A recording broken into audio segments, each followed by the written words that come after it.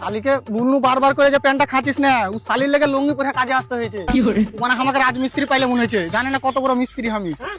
ভালো করে ওখানে হাত দিস না। হ্যাঁ, শালার বেটা শালারা কারেন্ট ইউজ করলিছে, বিল দেওয়ার দিকে নাই। গরুটা বিক্রি করে ভুল করে দিনু, লারা গালা কাকে খাওয়াবো? মারা।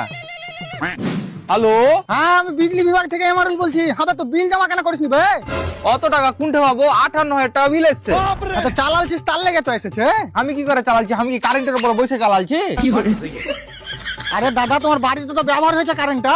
বাল কালু 350 টাকা বিল এসছে। তো তুমি কালুর থেকে বেশি ব্যবহার করেছো বলে এসছে। কতখানি বেশি চালাচ্ছি? আমি কি কারেন্টের বিস্কুট গড়ালছি নাকি?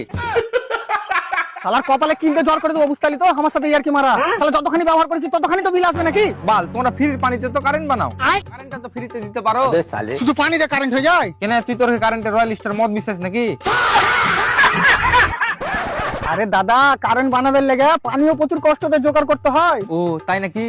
হ্যাঁ, তো আমি পানি নিয়ে আসছি, কারেন্ট গালা একটু আমাকে ড্রামে ভরে দিও।